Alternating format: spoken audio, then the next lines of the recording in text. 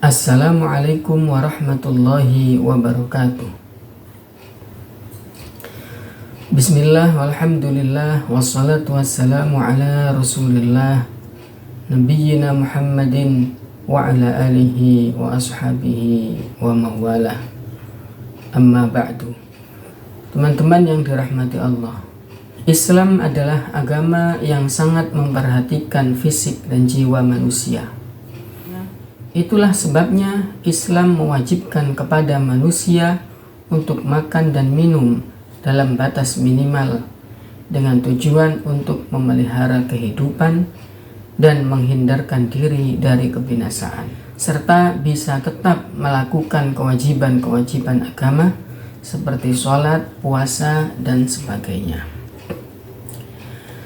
Dengan kata lain, wajib bagi seseorang untuk mengkonsumsi makanan agar ia bisa terus hidup. Dan sebaliknya, program diet yang bisa membahayakan bagi tubuh itu diharamkan. Makan yang diwajibkan ini adalah hanya sebatas minimal saja, sekiranya ia kuat untuk melakukan ibadah. Mengkonsumsi makanan dan minuman di atas batas minimal tetap diperbolehkan selama belum mencapai batas berlebih-lebihan. Sikap berlebihan dalam makan dan minum yaitu di atas batas kemampuan tubuh untuk menyerapnya. Allah Subhanahu wa ta'ala berfirman dalam surat Al-A'raf ayat 31, A'udzubillahi minasyaitonirrajim. Ya bani Adam khudhu zinatakum 'inda kulli masjid wa kulu washrabu wa la tusrifu innahu la yuhibbul musrifin. Wahai anak cucu Adam, pakailah pakaianmu yang bagus setiap memasuki masjid. Makan dan minumlah, tetapi jangan berlebihan. Sesungguhnya Allah tidak menyukai orang yang berlebih-lebihan. Teman-teman yang dirahmati Allah, Syekh Wahbah Az-Zuhaili dalam kitabnya Al-Fiqhul Islami wa Adillatuhu menjelaskan bahwa bahan yang dimakan manusia itu terbagi menjadi dua. Yang pertama yaitu berasal dari tumbuhan, dan yang kedua yaitu berasal dari hewan. Seluruh tumbuhan yang dapat dimakan hukumnya halal, kecuali yang najis dan yang membahayakan tubuh dan yang memabukkan. Sedangkan hewan dibagi menjadi tiga, yaitu hewan darat, hewan air, dan hewan amfibi.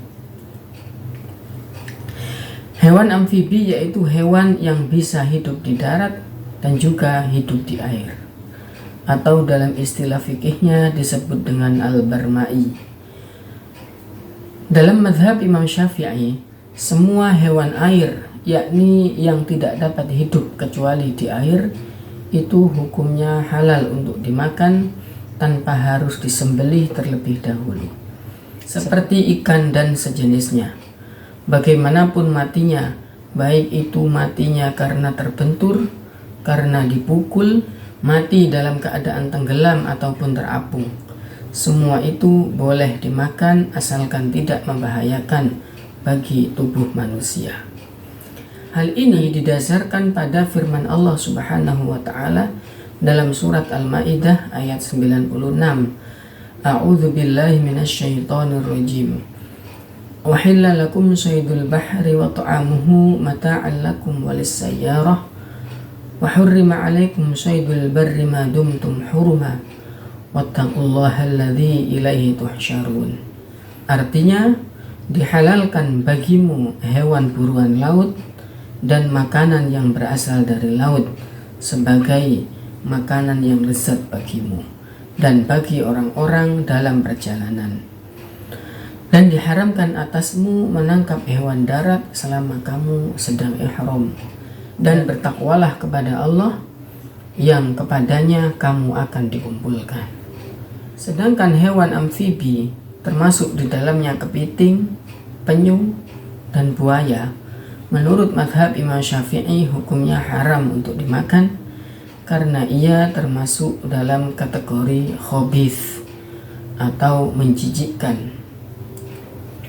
Imam Nawawi dalam kitab Al-Majmu' juz 9 halaman 30 menuliskan, wa'adda Syekhu Abu Hamid wa Imamul Harumain min hadha ad-darbi ad-difda'a was-saratana wa huma muharramani 'ala al-madhhab as-sahih al-mansus wa bihi qata'al jumhur.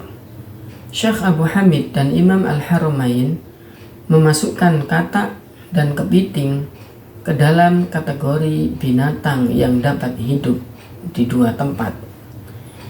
Dua binatang tersebut diharamkan menurut pendapat yang sahih dan tercatat dalam mazhab. Ini adalah pendapat mayoritas ulama mazhab Syafi'i. Sedangkan ulama mazhab Malikiyah berpendapat boleh memakan kodok, kepiting, dan kura-kura walaupun ia termasuk hewan amfibi, karena tidak ada nas atau dalil yang mengharamkannya. Pengharaman dengan alasan khabith atau menjijikkan harus disertai dengan nas syar'i. Hewan yang dianggap khabith menurut manusia tidak haram selama tidak ada nas yang mengharamkannya. Teman-teman yang dirahmati Allah, pada tahun 2002, Lembaga Pengkajian Pangan, Obat-obatan dan Kosmetika Majelis Ulama Indonesia atau yang disebut dengan LPPOM MUI telah membahas tentang hukum makan kepiting dengan mempertimbangkan uraian dari Dr. Sulistiono, dosen Fakultas Perikanan dan Ilmu Kelautan IPB, dalam makalah Ekobiologi Kepiting Bakau dan penjelasannya tentang kepiting yang disampaikan dalam rapat Komisi Fatwa MUI pada 15 Juni 2002.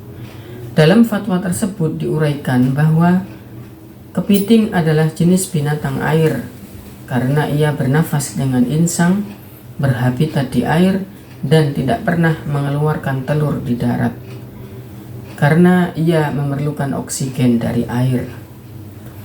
Kepiting ada yang hidup di air tawar saja, ada yang hidup di air laut saja, ada juga yang hidup di air laut dan air tawar.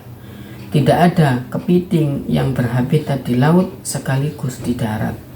Komisi Fatwa MUI dalam rapat tersebut memutuskan bahwa kepiting adalah binatang air, baik di air laut maupun di air tawar, dan bukan binatang yang hidup atau berhabitat di dua alam. Dan keputusan akhir dalam rapat tersebut adalah Komisi Fatwa MUI menetapkan bahwa hukum makan kepiting adalah halal selama tidak menimbulkan bahaya bagi manusia. Jadi teman-teman sekalian, kesimpulannya adalah ulama berbeda pendapat tentang hukum makan kepiting.